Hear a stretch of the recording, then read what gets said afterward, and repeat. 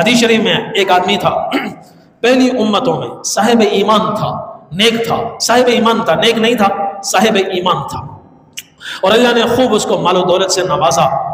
وہ اپنے بچوں کے لیے اچھا تھا، پڑوسیوں کے ساتھ بھی اچھا برتاؤ کرتا۔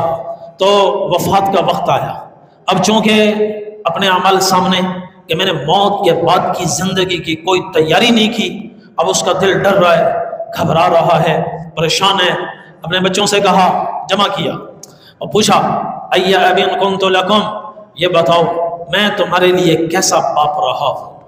اور نے کہا جی خیر اب، آپ بہترین والد تھے، آپ نے ہماری ہر ضرورت کو پورا کیا، ہماری ہر خواہش کو آپ نے پورا کیا، آپ ایک اچھے باپ ہیں۔ تو کہا فَإِنِّي لَمْ أَبْتَرِئْ فِي مَا عِنْدَ اللَّهِ لَمْ أَدَّخِرْ عِنْدَ اللَّهِ، لیکن افسوس تمہارے لیے تو میں اچھا تھا، موت کے بعد کی زندگی کی میں نے کوئی تیاری نہیں کی، کوئی تیاری نہیں کی، کوئی عمل ایمان کے سوا میں نے آگے نہیں بھیجا، کوئی عبادت نہیں کی، اب مجھے موت کے بعد کا ڈر لگ رہا ہے۔ تو بیٹوں سے کہا، تم سے ایک وعدہ لیتا ہوں، اس کو پورا کرو گے؟ انہوں نے کہا جی بالکل۔ کہا میں تم سے عہد کروں، اس کو پورا کرو گے؟ انہوں نے کہا ہاں بالکل کریں گے۔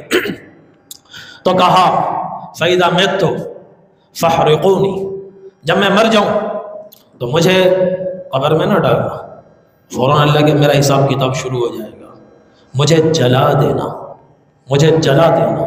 فَإِذَا صِرْتُ فَحْمًا، صحیح بخاری کی حدیث ہے، جب میں کوئلہ بن جاؤں، جل کر سیاہ کوئلہ بن جاؤں، فَاسْحَقُونِي فَاسْحَقُونِي او قَالَ فَاسْحَقُونِی، تو پھر اس کوئلے کو تم پیس دینا، اور جب میں بالکل پاؤڈر بن جاؤں، میرے بالکل ذرات ہو جائیں، پاؤڈر ہو جاؤں، تو ابھی بھی اس کو اڑانے میں یا بہانے میں جلدی نہ کرنا، ابھی اس کو کسی مٹکے میں ڈال کر اپنے پاس، تھیلے میں ڈال کر اپنے پاس رکھ لینا، انتظار کرنا اس دن کا جس دن تیز طوفانی آندھی چلے۔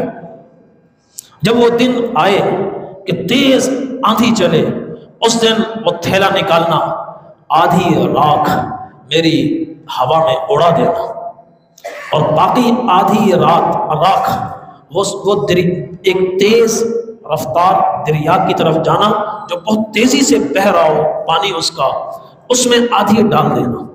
تو اس میں یہ ہوگا کہ میں بہہ جاؤں گا، پانی مجھے دور دراز میرے ذرات کو بکھیر دے گا، اور ادھر میری راکھ جو ہوا میں اڑے گی، طوفانی ہوا، وہ پتہ نہیں کہاں کہاں پہنچا دے گی، ذرات بن کر میں بکھر جاؤں گا، نہ پھر میرے ذرات باقی رہیں گے، نہ میرا وجود ہوگا، نہ روح آئے گی، نہ حساب ہوگا، نہ کتاب ہوگا، اور یوں اللہ کے عذاب سے میں بچ جاؤں گا، ورنہ مجھے بہت ڈر لگ رہا ہے۔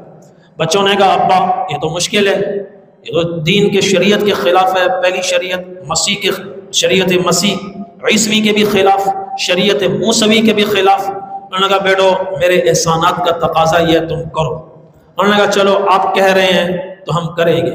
اس نے یہی عہد بار بار ان سے لیا، تیار ہو گئے۔ اس کے بعد اس کی موت ہوئی۔ موت کے بعد بچوں نے ویسے ہی کیا جیسے باپ نے کہا تھا، اور وہ بکھر گیا، بہہ گیا، اور دنیا کے کونے کونے میں پہنچ گیا۔ تو اللہ کے لیے کیا مشکل ہے؟ حدیث میں حضور پاک صلی اللہ علیہ وسلم نے فرمایا اللہ کے ایک حکم پر وہ تمام ذرات دریا میں تھے، ہوا میں تھے، دنیا کے جس کونے میں پڑے ہوئے تھے، جہاں جہاں تھے، ہر ذرہ زمین کی تہ میں جا چکا ہے، چھپ چکا ہے، مگر ایک حکم پر اس کا جو ذرہ جہاں تھا واپس اڑتا ہوا آیا، اور لمحے میں پورا ڈھانچہ تیار ہو گیا، اور اللہ نے اس میں روح ڈال دی، اور پھر فرمایا کھڑا ہو گیا، اور وہ اللہ کو دیکھ کر تھر تھرا رہا ہے کہ جس کا ڈر تھا وہی ہو گیا۔ تو اللہ تعالیٰ نے فرمایا آ گیا میرے سامنے، کہ جی یا اللہ آ گیا، کیوں کیا تھا تم نے ایسا؟ عرض کیا فرقا منک، یا اللہ مجھے اپنی بدعمالیوں سے ڈر تھا، آپ کے خوف سے مجھے خوف آ رہا تھا کہ موت کے بعد تو زندگی ہے، اور یوں میں پکڑا جاؤں گا، مارا جاؤں گا، ہلاک ہو جاؤں گا، تو آپ کے خوف سے میں نے ایسا کیا۔ اللہ تعالیٰ نے فرمایا اچھا میرے خوف سے کیا، عرض کیا جی آپ کے خوف سے کیا۔ اللہ تعالیٰ نے فرشتوں سے فرمایا چلو اس کو جنت میں لے جاؤ۔ اس کے دل میں میرا خوف تو تھا، میرا خوف تو اس میں تھا، اس لیے اللہ کا خوف یہ ایمان کی علامت ہے، ایمان کی علامت ہے۔ لیکن خالص خوف نہ ہو، خوف کے ساتھ امید بھی ہو، اللہ کی رحمت سے کچھ امید بھی ہو۔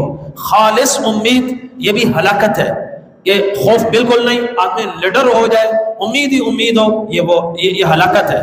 اور صرف خوف ہو اور اتنا خوف ہو کہ انسان بالکل ہی اللہ کی رحمت سے مایوس ہو جائے تو یہ بھی ہلاکت ہے۔ فلا تیأسوا من روح اللہ، اللہ نے قرآن میں فرمایا اللہ کی رحمت سے مایوس مت ہوو، انہ لا ییأس من روح اللہ الا القوم الکافرون، اللہ کی رحمت سے مایوس کافر ہی ہوتے۔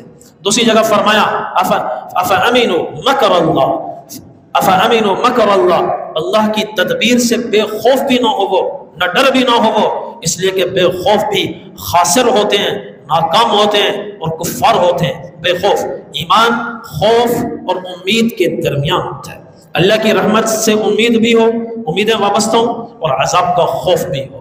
ایک صحابی کی وفات ہونے لگی، نبی کریم صلی اللہ علیہ وسلم ان کی عیادت کے لیے تشریف لائے، تو جب دیکھا کہ بالکل موت کا وقت قریب لگ رہا ہے، آپ نے فرمایا کیف تجدک، بتاؤ کیسا محسوس کر رہے ہو؟ انہوں نے کہا یا رسول اللہ، اللہ کی رحمت کا امیدوار بھی ہوں اور ڈر بھی لگ رہا ہے اپنے گناہوں سے، ڈر بھی ہے امید بھی ہے۔ رحمت کی امید ہے کہ گناہوں کے باوجود پار ہو جاؤں گا، اور ڈر ہے کہ کچھ لغزشیں ہوئیں، خطائیں ہوئیں، کہیں اس پر گرفت نہ ہو جائے۔ تو نبی کریم صلی اللہ علیہ وسلم نے فرمایا موت کے وقت جس آدمی کے دل میں یہ دونوں کیفیتیں پیدا ہو جائیں، امید بھی اور خوف بھی، تو اللہ تبارک و تعالیٰ اسے خوف سے چھٹکارا عطا فرماتے ہیں، اور جو وہ اللہ کی رحمت سے امیدیں لگا کر بیٹھا ہوتا ہے وہ سب امیدیں اللہ اس کو عطا فرماتے ہیں۔ تو ایمان خوف اور امید کے درمیان میں ہے۔ یا عبادی الذین اسرفوا علی انفسہم لا تقنطوا من رحمت اللہ، اے میرے بندو جنہوں نے اپنے اوپر زیادتیاں کی ہیں وہ اللہ کی رحمت سے مایوس نہ ہو، ان اللہ یغفر الذنوب جميعا، تم توبہ تو کرو، استغفار تو کرو، جتنے بھی تمہارے گناہ ہوں گے اللہ تبارک و تعالیٰ فی الفور سب کے سب گناہ تمہارے معاف فرمائے۔